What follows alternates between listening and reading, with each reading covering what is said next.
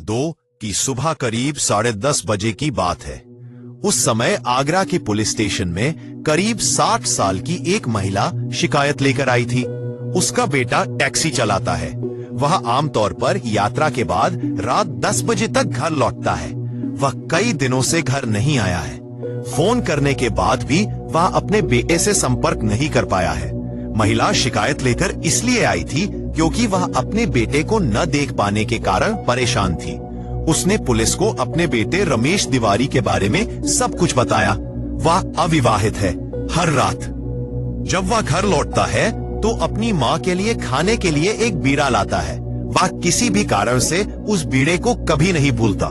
रमेश तिवारी की माँ ने पुलिस को इस बारे में बताया। जांच अधिकारी ने महिला से पूछा कि क्या वह जानती है कि वह हमेशा यह बीड़ा कहाँ से खरीदता है। उन्हें सही दुकान पता थी। रमेश हमेशा उस दुकान से अपनी माँ के लिए बीड़ा खरीदता था और महिला से यह कहने के बाद पुलिस अधिकारी उस दुकान पर गए जहाँ वह बीड़ा बेचता था। बीड़ा बेचने वाले दुकानदार रमेश को जानते थे। हर रात जब वह टैक्सी लेकर घर जाता तो वह उस दुकान के सामने रुकता और बीड़ा खरीदता था। वह यह भी अच्छी तरह जानते थे कि वह अपनी माँ के लिए वह बीड़ा खरीद रहा है। सर, रमेश कल लगभग 10 बजे यहाँ आया था। उसने हमसे बीड़ा खरीदा। जब दुकानदार ने उन्हें इसके बारे में बताया तो अब पुलिस को कहानी समझ में आ गई।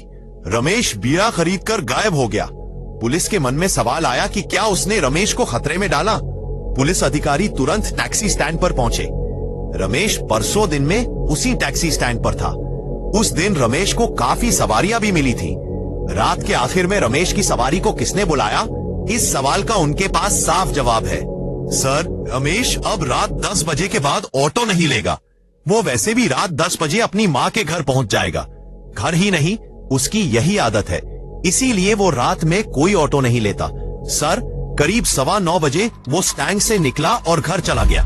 रमेश टाटा सुमो कार इस्तेमाल करता है। उस टाटा सुमो कार से रमेश करीब 9:15 बजे उस टैक्सी स्टैंड से लौटा। करीब 5 मिनट बाद वो बीड़ा बेचने वाली दुकान के सामने पहुंच गया। वहां से करीब 10 मिनट ड्राइव करके रमेश अपने घर पहुंच जाएगा, लेकिन 10 मिनट बाद भी रमेश अपने घर नहीं पहुंचा है। बीच कुछ हुआ है? पुलिस ने बीच शॉप से लेकर रमेश के घर तक सड़क के दोनों तरफ की दुकानों को जोड़ा ताकि देखा जा सके कि कहीं सीसीटीवी का कोई विजुअल तो नहीं मिल रहा है। उस समय ऐसे कैमरे कम ही होते थे, लेकिन कम से कम कुछ दुकानों में तो कुछ ऐसे सिस्टम थे। लेकिन उन सभी की जांच करने के बावजूद पुलिस को कुछ नहीं मिला। किसी भी तरह का कोई विजुअल नहीं मिला और पुलिस की जांच सभी इलाकों में फैल रही है। ये घटना आगरा की है। दिल्ली, हरियाणा और राजस्थान बॉर्डर पुलिस ने जांच शुरू कर दी है और टाटा सुमो कार चला रहा एक व्यक्ति लापता है।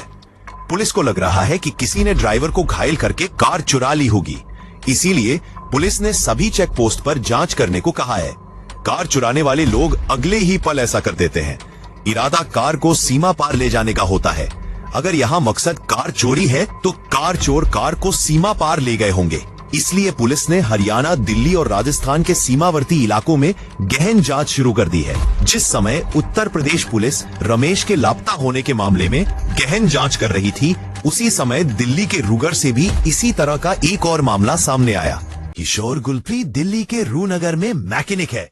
3 अप्रैल 2002 की रात को गुलप्रीत आमतौर पर रात 10 बजे के आसपास घर पहुंचता था, जो उसकी वर्कशॉप से पैदल दूरी पर है। उसके सहकर्मियों ने पुलिस को यह भी बताया कि वो उस दिन वर्कशॉप बंद करके वहां से पैदल घर गया था, लेकिन गुलप्रीत घर नहीं पहुंचा।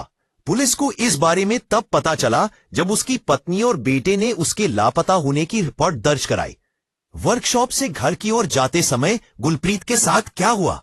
गुलप्रीत आश्चर्यजनक गति से गायब हो गया है। गुलप्रीत ऐसे गायब हुई है जैसे वह शून्य में विलीन हो गई हो। जब उत्तर प्रदेश के आगरा में एक गुमशुदगी के मामले की जांच चल रही थी, उसी दौरान पुलिस ने दिल्ली के नजदीकी राज्य रूनगर में एक मैकेनिक के लापता होने के मामले की भी जांच शुरू कर दी। दोनों पुलिस दोनों जांचों की जांच कर रही है। जब ये दोनों जांच चल रही थी, उसी दौरान राजस्थान, उत्तर प्रदेश और यूपी में भी इसी तरह के कई मामले सामने आए हैं। लोग पूरी तरह से गायब हो रहे हैं। सभी लापता लोगों की एक खासियत होती है, उनमें से लगभग सभी युवा होते हैं।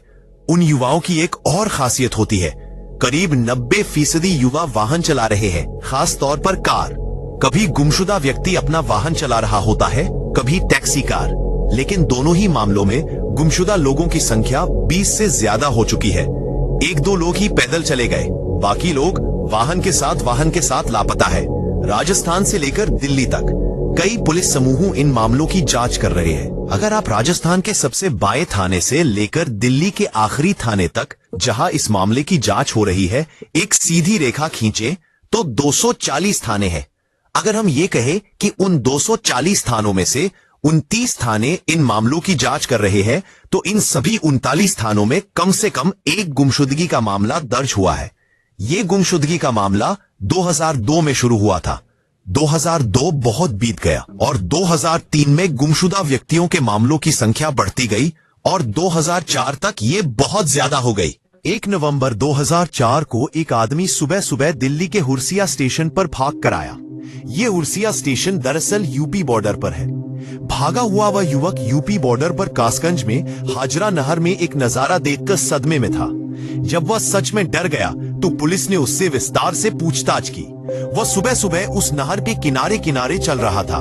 तभी उसने देखा कि एक व्यक्ति उस नहर में चीजें फेंक रहा है। जब उसने फेंकी जा रही चीजों को जिज्ञासा से देखा तो वह सच में चौंक गया। फेंकी जा रही चीजों में एक कटा हुआ सिर भी था। जब उसने वह सिर देखा तो तेजी से दिल्ली के स्टेशन पर भाग कर आया। जब उसकी बातें सुनी, पुलिस ने उसे सांत्वना दी और कहा कि उससे पूछा कि क्या वह उस व्यक्ति को पहचान सकता है जिसने वह चीजें फेंकी थी। उसने कहा कि उसे वह चेहरा बिल्कुल याद है। पुलिस ने वहां स्केच विशेषज्ञों को बुलाया और स्केच विशेषज्ञों से उस युवक के बताए अनुसार चित्र बनाने की व्यवस्था की। उसके बाद पुलिस की एक टीम सीधे हाजरा नहर की ओर चल पड़ी। कई लोगों ने पुलिस की जीप को हाजरा नहर की ओर आते देखा। लोग जीप का पीछा करते हुए नहर तक पहुंच गए। जब लोग नहर के पास पहुंचे तो पुलिस जीप से उतरकर नहर की ओर देखते हुए देखा तो लोग दौड़े और पुलिस से कहा, साहब नहर में मत जाओ, उसमें मगरमच्छ है। मगरमच्छ उस नहर में बहुत ही सुस्ती से तैर रहे थे और मगरमच्छ उस नहर में धीरे धीरे आगे बढ़ रहे थे। स्थानीय लोगों ने पुलिस को इस बारे में बताया क्योंकि उन्होंने देखा कि पुलिस वहां कुछ कूड़ा खोदने आई थी। स्थानीय लोगों को नहीं पता था कि पुलिस अंदर क्या कूड़ा खोजने जा रही है। वैसे भी चूंकि वे मगरमच्छ वहां थे, इसीलिए अंदर जाकर खोजना पुलिस के लिए आत्मघाती हो सकता था। पुलिस ने तुरंत एक जेसीबी भेजने का फैसला किया। सुबह उन्होंने देखा कि पुलिस की एक टीम एक बड़ी जेसीबी के साथ उस नहर के पास खड़ी है। लोगों ने कहा, आप वहां आ गए हैं। लोगों को पता था कि कुछ होने वाला है। जब लोग ऐसे ही देख रहे थे तो उस जेसीबी का विशाल हाथ पुलिस के निर्देश पर उस नहर में चला गया और उन चीजों को खोदना शुरू कर दिया जिन्हें हाथ उस नहर से खोद रहा था और उन्हें किनारे पर जमा करना शुरू कर दिया। इसकी जांच करने के लिए फोरेंसिक विशेषज्ञों की एक टीम थी। वहां बहुत सी चीजें थी जिन्हें हाथ उस नहर से बहुत सावधानी से खोदकर अलग रख रहा था।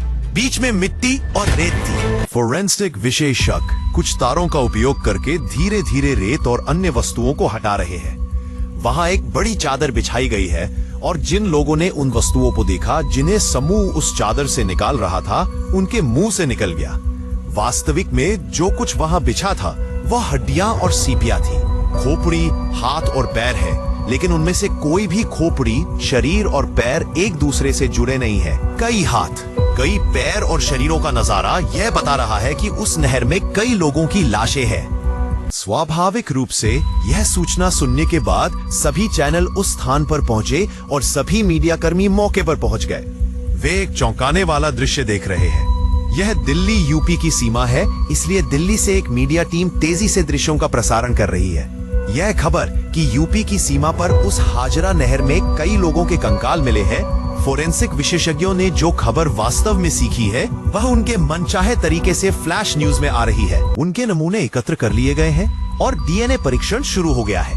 दूसरी ओर हड्डियों से डीएनए निकालने के प्रयास भी शुरू हो गए हैं। 24 अक्टूबर 2004 को हरियाणा के गुड़गांव से लापता हुए एक टैक्सी चालक के परिजनों से जब पुलिस ने डीएनए एकत्र किया तो उस डीएनए का कनेक्शन वहां की हाजरा नहर में मिली एक हड्डी से हुआ।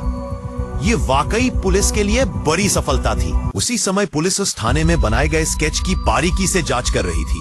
उस स्केच को चैनलों को जारी किया गया।